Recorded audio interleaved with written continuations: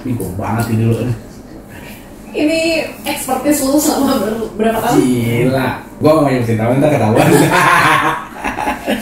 Jadi kalau lagi pergi sama si A, itu ke Jakarta sini.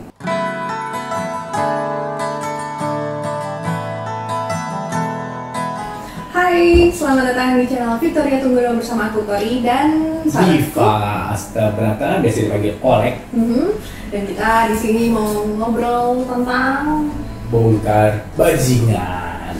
seperti kalian sudah pernah tonton di video sebelumnya, kita mau ngebongkar trik-trik para bajingan satu persatu secara mendetil. Ya. Dan itu akan kita taruh di buku. Tapi kalau kalian mau tahu contekannya, kita mau beberkan di video ini Kali ini. ya. Jadi stay tune, kita mulai dengan Ciri-ciri cowok selingkuh. stay tune. Nomor 1. Kamu bukan prioritas. Oke. Pernah nggak ngalamin kayak gitu? Iya sih, Iya. kayak mau gue nyari dia susah. Dia udah janji mau iniin, mau nganterin terus batal. Gitu ya. Iya. Itu udah itu patut dicurigai sih. Tapi kita nggak tahu kan kalau misalnya emang sibuk kerja ya. Tapi kalau dia sering kayak gitu, patut dicurigai. Iya, soalnya kadang-kadang nggak prioritas tuh kayak gimana ya jadinya. Tapi kan kalau misalkan dia bilang nyokap, nganterin nyokap, terus Atau memang kerjaan yang urgent ya. kerjaan, Ya itu masih bisa ditoleransi lah. Tapi kalau misalnya buat temen atau aduh mau bantuin teman aku nih gitu. padahal temennya juga punya orang lain kalian. Iya, temennya dia bukan temennya satu-satunya. Jadi red flagnya adalah dia suka cancel. Banyak banget alasannya, nggak punya, susah banget punya waktu buat kamu gitu tuh. Iya sih, betul. Ada alasannya untuk menghindar atau untuk nggak barengan. Untuk patut dicurigai. Nomor 2. Suka nuduh selingkuh. Gue pernah tuh, gue kayak baik-baik aja di rumah, nggak ngapa-ngapain, dituduh selingkuh. Bingung gue. What did I do? Tapi tuh ada, coba ntar kamu cari deh di Google search gitu ya. Dia ada nama ilmunya tuh. Jadi dia suka nuduh karena sebenarnya dia sendiri yang selingkuh. Ada loh supaya ya. nggak ketahuan. Jadi bikin kita merasa bersalah dulu. Jadi kita nggak curiga ke dia. Iya. Belajar ya. Jadi kita gimana tuh dituduh. Kamu selingkuh ya? Kamu pergi sama ini ya? Ngerjain dari tadi mari nggak kemana-mana gitu. Iya, tapi emang bener sih waktu dituduh gitu ya. Gue jadi kesal sendiri, fokus sama diri gue sendiri. Jadi gue lupa untuk mencurigai dia sih. Iya, karena dia ngejar terus gitu. Tahuan deh. Gitu, itu patut dicurigai. Red flag. Nomor 3. Overprotective. Gila, terlalu ngekang banget. Udah kayak lo punya gue, lo harus ikutin apa mau gue. Mau kemana-mana laporan, dikit-dikit harus WhatsApp, harus foto-foto lokasinya di mana karena gue kenal yang kayak gitu. Iya sih, bener-bener kayak, tapi dia selalu berdalihnya dengan karena kan gue sayang sama lu gitu ya. Iya, aku tuh nggak mau kamu kenapa-kenapa. Nanti kalau kamu kenapa-kenapa, aku bisa tahu kamu di mana, kamu sama siapa, kamu ini. Sebenarnya nggak, kalau dari pandangan seorang itu, sebenarnya dia pengen tahu, mastiin bener-bener kamu itu di mana supaya dia nggak ke situ. Oh, supaya dia bisa ke tempat lain yang jauh dari situ. Dia ke tempat lain yang jauh dari situ. Terus dan mastiin kamu tuh emang masih di situ. Sama siapa? Oh ya udah, gua mau ke sana nih, diem-diem. Jadi kamu tuh dibikin untuk laporan terus supaya dia bisa ngatur jadwal sama yang lain-lain. Gitu. Wajar ya. Tuh rata-rata cowok yang overprotective kayak gitu. Oke, padahal sebagai korbannya merasa wah cowok gue overprotective nih, ternyata itu adalah dalih supaya kita tidak curiga. Seperti biasa. Iya. Dan supaya dia bisa mengontrol semua keadaan. Bajingan emang. Nomor 4. Kamu dibuat ngambang, terombang ambing nggak jelas. Keren udah sampai ke laut gimana? Nggak jelas, terombang ambing, digantung. Digantungin. Oh, kayak lagunya Melly Guslau. Apa tuh? Yang mana tuh? Tapi gue pernah sih kayak gue bingung gitu sama nih orang, kayak ini tuh katanya temenan, tapi kayak lebih. Tapi ditanya lu naksir gue apa kagak. Jadi gue bingung gitu, gue ada di mana. Iya. Lu maunya apa sih sama gue? Itu bingung banget sih waktu itu. Jadi coba yang tepat buat kalian tuh nggak akan membuat kalian tuh jadi pertanyaan ini mau dibawa kemana? Itu jadi ini mau dibawa kemana sih? Gitu. Emang bener. Kalau orang udah bikin lo bingung, itu mungkin karena dia sendiri juga bingung kali ya. Iya. Dia lagi bingung ini mau ditinggalin atau enggak. Ini jadi tadi udah nemu yang baru. Yang lalu, gue lagi deketin yang ini dulu, yang ini ntar dulu ya gitu. Terus jadi kayak gitu. Jadi itu ada hubungannya banget, nggak jadi prioritas dan benar-benar digantung. Nomor 5. Lebih protektif ke HP-nya. HP-nya nggak boleh dipegang gitu? Iya. Nggak boleh dilihat? Nggak boleh. Rata-rata kayak gitu loh. Kalau yang selingkuh ya, rata-rata tuh handphonenya tuh dia perhatiin, dia lebih protektif gitu. Kalau misalnya contoh terima telepon aja ngejauh. Terus kadang-kadang suka senyum-senyum lebih sering ke handphonenya, ngasih chat gitu. Pokoknya kalau dilihat, kalau kita kalau kita mau lihat handphonenya juga nggak boleh. Karena kalau main game tuh nggak akan senyum-senyum, nggak akan gitu ya. Kalau dari kantor juga nggak akan senyum-senyum. Iya, kecuali orang-orang gila semua. Iya. Jadi pokoknya diperhatikan aja cara dia berkomunikasi dengan handphonenya atau lihat intensitas kali ya. Dan karena kalau dari gua sama istri gua pun bukan berarti ngobrak-ngabrik handphone ya. Jadi masih ada privacy. Masih ada privacy. Jadi kayak gua sama istri gua itu kita masih ada privacy, tapi karena gua nggak selingkuh dan gua nggak macem-macem, dia mau buka yang punya handphone dong, mau mesen misalnya ya makanan gue kasih. Dia mau handphone dia lagi habis, dia mau buka sosial media pakai handphone gua, buka aja. Gua nggak ada yang perlu gua takutin gitu. Nggak diprotek, nggak pakai password sih ada ya. Kalau pakai password ada untuk mencegah itu kejamretan gitu. Tapi istri dikasih tahu password. Iya gitu. Jadi nggak sendirian, tapi bisa sharing lah. Iya. Dan gitu. adanya ngasih lihat gitu.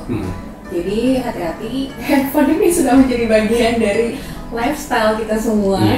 Jadi sepertinya itu bisa menjadi indikasi yang cukup signifikan ya, kalau ternyata dia punya seseorang yang lain. Nomor 6. Tiba-tiba jadi nggak perhatian, terus jadi malas komunikasi sama kamu. Ya sih? Iya banget sih. Iya sih, dulu gitu sih. Gue pernah tuh kayak tiba-tiba dia ngilang, susah dicari. Kalau gue minta apa gak diturutin, kayak ada aja. Ya itu nggak prioritas. Tapi kalau ketemu juga nggak ngobrol. Jadi udah nggak ada cerita ya? Iya, jadi kayak mulai hambar gitu. Mulai basi. Jadi itu termasuk red flag, hati-hati. Itu tanda-tandanya di fokus dia sudah ke yang lain. Iya. Tapi bisa aja fokus yang lainnya itu kan ke kerjaan.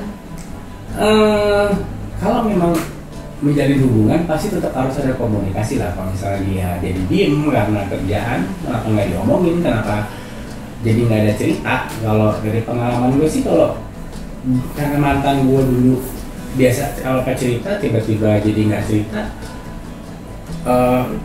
intuisi gue udah bilang lu cerita ke siapa lagi nyet gitu. Karena dia udah punya tempat curhat baru, jadi dia udah nggak bisa cerita ke kita, udah kayak apa yang gue cerita sama lu gitu ya.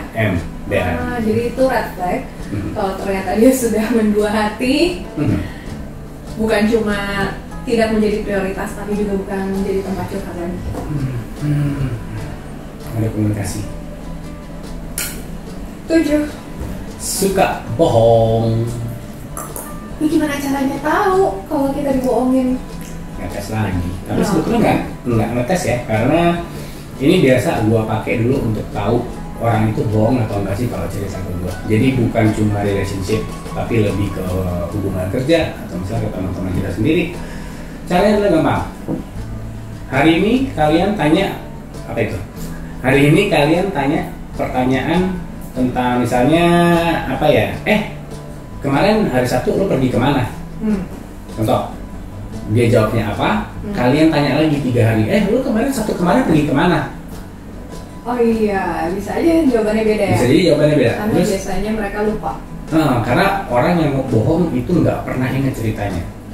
Dia pasti akan lupa. Terus, masih sama nih. Kasih lagi, tidak lagi 2 hari lagi. Tanya lagi, lo Sabtu kemarin kemana? Jadi dalam seminggu kalian kasih 3 pertanyaan yang sama, kita lihat jawabannya berbeda atau enggak. Kalau beda, itu udah pasti positif. Tapi mungkin dalam seminggu itu rentang waktu yang cukup dekat, dia masih ingat. Tapi kalau pertanyaannya mungkin 2 minggu kemudian, itu mungkin faktor dia salah jawabnya itu lebih besar kali ya. Boleh. Gue pernah tuh ada teman yang dia bohong ke satu lingkungan. Dia cerita A ke si A, B ke B, C ke C. Dia lupa kalau kita semua temen. Pas kita ketemu, lah dia ngomong ke gue begini. Iya. Gitu ya. Gitu. Jadi itu tandanya kalau dia sudah perlu dicurigai, hati-hati. Ada banyak buku yang bisa ngebantu kalian mungkin dari gerak ini ya, fisik ya, dari mata atau Kalau dari ngeliat ke mana gitu ya. kemana dia itu bohong atau nginget atau itu memang udah dialamin kemarin tuh ada. Garuk-garuk kepala. Iya, atau mainin rambut biasanya gitu. Atau menghindari atau pertanyaan. gini ya gitu-gitu deh, kalian bisa cari sendiri lah itu, tapi ada yang gitu. Jadi body language juga Body diperhatikan, dia bohong atau enggak. Ya. Nomor 8. Ada kebiasaan baru di cowok kamu Atau cewek kamu. Kebiasaan baru itu kan harusnya bagus. Ini kebiasaan baru yang contoh misalnya dia biasa jam 9 sampai jam 5 habis itu pulang atau biasa jemput kayak gitu tiba-tiba jadi lebih sering lembur. Atau jadi lebih dandan rapi, dia kan jadi lebih wangi, kayak kamu mau kemana kayak kalau cewek kan ya pasti jadi lebih dandan banget gitu. Kalau cowok tuh jadi pengen kelihatan rapi kayak gitu. Itu sih biasanya. Ada kebiasaan baru lah yang kalian lihat tuh kayaknya dulu nggak begini, ini anak gitu deh. Ya padahal kalau secara psikologinya harusnya kalau kita udah nyaman sama seseorang, kita udah nggak perlu kasih effort lebih untuk dandan gitu ya. Tapi ternyata dia malah dandan tapi pergi nggak sama kita. Asal dengerin musik baru deh. Oh iya. Tiba-tiba dia biasa suka dengerin lagu metal, tiba-tiba dengerin lagu dangdut koplo. Dia dulu lagi dengerin dangdut koplo nih ya. Tipenya kok gitu banget. Kayak gitu. Punya Tiba-tiba melo-melo lagunya. Tiba-tiba melo-melo. Atau tiba-tiba dia ikut hobi yang baru kayak dansa Iya. gitu ya. Iya. Cowok kalau dansa nggak ngajak ceweknya itu aneh. Iya. Jadi itu lihat-lihat juga tapi ya kebiasaan barunya seperti apa. Kalau kita diajak, it's okay. Tapi kalau kita hanya nggak diajak, gitu. Patut dicurigai. Nomor 9. Punya sejarah selingkuh. Tapi kan katanya itu sudah masa lalu. Ya, dan bisa berubah juga memang. Tapi kan balik lagi ke diri si pelaku, dia mau berubah atau enggak. Jadi jatuhnya cuma bisa kita patut dicurigai sih. Tapi belum tentu betul, tapi ada kemungkinan berulang.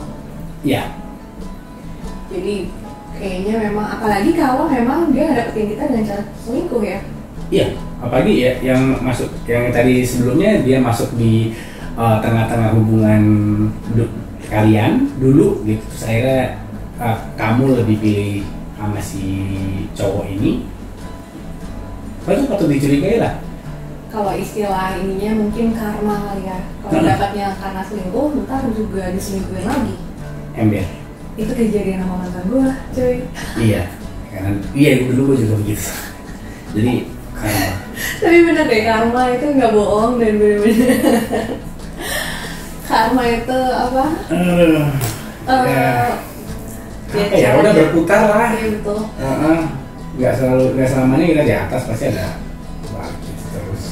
Jadi supaya semua orang belajar kayaknya dikasih karma, dan itu salah satu hal yang harus kita red flag ya. Kalau ternyata dia ada sejarah selingkuh itu hati-hati bisa berulang. Terus lihat dulu dia bener nggak mau komitmen, nggak dia serius nggak.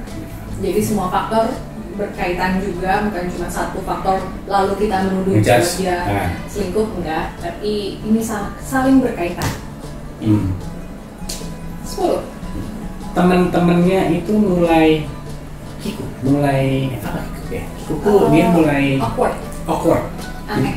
Jadi kalau ada kalian nongkrong bareng teman-teman tuh kayak yang jadi yang biasanya cablak gitu, biasanya lepas gitu aja, ini kayak ada yang kayak nutupin sesuatu, kok kayak nggak flowing gitu ya. Hati kecil kalian tuh berkata, kok tumben nih, kok nggak serame biasanya nih. Atau lirik-lirikan. Atau ups, kayak gitu-gitu. Ya kemungkinan besar ada cewek lain atau cowok lain yang pernah dibawa masuk ke dalam tongkrongan situ, akhirnya jadi itu patut dicurigai. Tapi bener sih, mantan gue tuh ya, waktu itu gue datang ke tempat nongkrong mereka, gue pengen tahu juga ngapain sih nih kok banyak sering menghilang.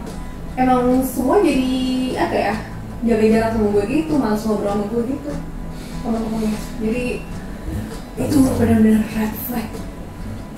11. Pengen kamu berhenti berbuat baik sama dirinya. Padahal aneh ya, kalau kita udah berbuat baik, kenapa harus berhenti? Kenapa harus dulu stop? Kenapa kita harus dulu berhenti? Itu juga ada teori psikologinya. Karena dia ngerasa bersalah. Masuk akal. Jadi dia lihat kok pacar gue baik, tapi hati gue malah kesana. Hal-hal kecil yang kalau kalian berhubungan sama-sama buat apa disuruh stop, karena dua-duanya pasti ada timbal balik gitu. Dia baik ya kita harus baik, kayak gitu, buat apa disuruh stop. Logiknya sih gitu ya. Iya juga, karena itu juga emang kalau seorang pacar ya, kalau cewek kan pasti pengen ngasih, entah dia bikinin apa gitu, terus dia ngasih ke pacarnya. Kalau suruh stop memang mencurigakan sih. Udah kamu jangan bikin ini buat aku apa gitu. Ya, kayak kenapa harus stop menjadi diri sendiri? Masa? 12. Menghindari topik tentang masa depan kalian. Itu masuk akal banget. Jadi padahal tadinya sering ngobrol mungkin. Kita punya ini, nanti kita punya itu, kita bikin ini, kita bikin itu. Tapi tiba-tiba udah nggak usah ngebahas-bahas itu, nanti aja, kan belum kejadian, kan belum ini. Intinya menghindari topik tentang rencana masa depan kalian berdua. Jadi selalu punya dalih untuk membelokkan topik atau supaya nggak usah ngebahas karena emang dia lagi nggak mikirin ke sana. Atau mungkin dia udah punya rencana sama yang lain. Lu ngomongin masa depan memang sakit, tapi ya sudah lah ya. Yang penting itu kalian tahu red flag. 13. Jadi lebih sering ngeiyain suatu masalah. Ngeiyain tuh lo pernah dong kalau misal lo pasti tuh sama lo pernah di fase dimana kamu gitu, yaudah deh iya bener. Yaudah iya aku ini, yaudah iya aku dikit-dikit apa sebisa mungkin tuh selesai secepat itu karena nggak mau ribet lagi, udah males banget. Yaudah iya aku yang salah, yaudah iya aku nggak gitu lagi, iya. Tapi ya kalau di sisi kita sendiri, maksudnya sebagai korban, kalau udah sampai ada tuntutan seperti itu juga udah red flag sebetulnya. Kalau kita udah meminta dia untuk melakukan sesuatu yang, maksudnya kita udah menuntut dia untuk lebih baik, untuk lebih Oke, banyak tuntutan lah. Iya, udah mulai ada tuntutan muncul aja, itu sebenarnya udah red flag. Apalagi Iya. kalau udah sampai terlontar dan dia menjawabnya iya. Padahal waktu dia ngedeketin kita, ngedeketin kamu itu, dia udah tahu, oh kamu itu orangnya seperti A. Oh, tiba-tiba kenapa disuruh berubah gitu? Gitu. Ya, pokoknya kalau udah mulai ada tuntutan dan dia menanggapinya dengan iya. Nah, itu adalah sebuah red flag. Hati-hati. Patut dicurigai. 14. Jadi banyak lupanya. Pikun, karena tua kali. Bistis, masih umur 20-an, masih umur 30-an. Udah lupa, kemarin anniversary kita, masa sih? Iya, kayak lupa hal-hal detail tentang kamu lah. Kayak kamu ada alergi kacang, terus dipeseninnya Iya. kue penuh dengan kacang. Waduh, itu udah parah banget sih. Udah kayak mau kecil yang kamu nggak suka ngelihat dia pakai baju pink, malah dia pakai baju pink. Nggak, itu contoh ya, bilang ya gua pakai baju pink. siapa tahu pink itu bagus loh. Tidak. Bagus. Pink, tapi pinknya jangan norak, pink yang halus, yang soft pink. Gue punya loh baju pink loh dulu. Pink, I love Dian Sastro. Kalau Dian nonton, I love Dian Sastro warna pink. Wow, 15. Menghindari tempat-tempat tertentu atau crowd tertentu. Ini gue banget ini dulu. Ini expertise lu selama berapa tahun? Gila. Ada, berapa tahun udah lama loh. Gue gak mau nyebutin tahun, ntar ketahuan. Jadi kalau lagi pergi sama si A, itu ke Jakarta sini. Oke. Jakarta aja luas nih kan? Di Jakarta, gue gak mau nyebutin, ntar ketahuan. Jakarta sini. Terus kalau misal sama si B, bawanya ke area yang jauhan lagi, ke Tangerang sini. Terus kalau sama yang si C, daerahnya main ke Bekasi sorangan lagi gitu. Jadi menghindari walaupun dia ajak sini yuk, nggak ke situ lah. Jangan ke situ aja, sini aja, jauh. Itu patut dicurigai cowok-cowok seperti itu. Kalau dia benar-benar insist nggak mau ke satu tempat, atau satu tadi lu bilang crowd tuh maksudnya teman-teman tertentu. Oh itu dia. Iya. Enggak. Kenapa kita nggak gabung sama teman kamu sini? Contohnya enggak gitulah. Enggak mau bawa kita ke crowd tertentu itu. Karena dia udah ngajak yang lain ke crowd yang itu. Betul. Nanti ditanya, ini siapa lagi nih? Ini baru nih, mana lagi nih? Teng ketahuan. Langsung ya. Namanya anak untung korongan kan biasa gitu. Apalagi kalau teman-temannya nggak bisa diajak CS-an.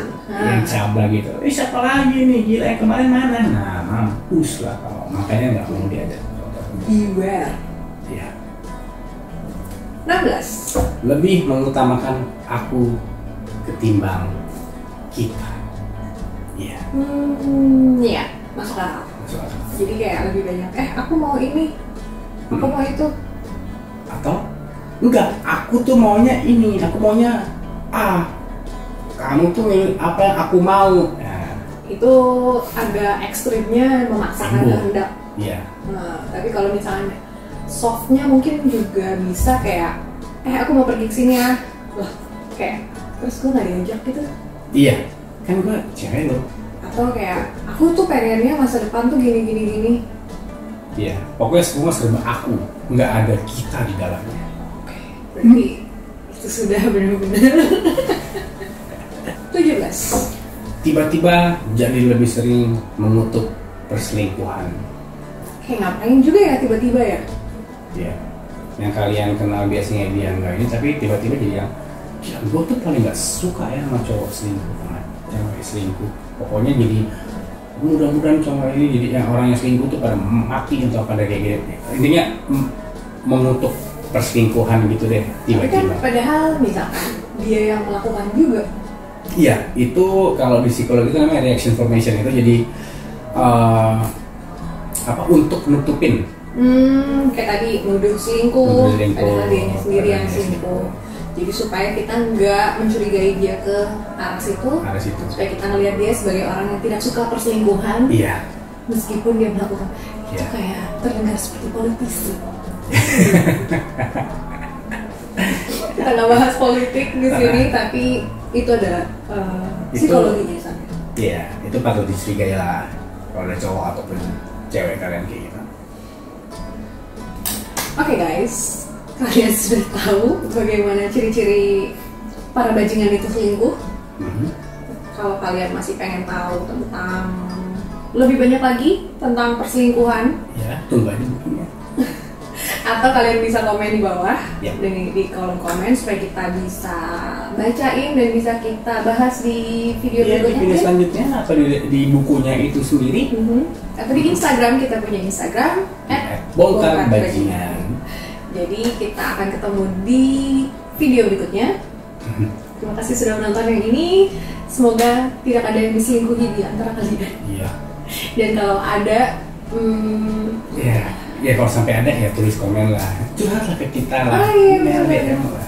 ya kita tahu kan kita bahas. bisa bahas. Biar orang yang ngerasa. Oke, terima kasih sudah menonton. Kita ketemu di video berikutnya.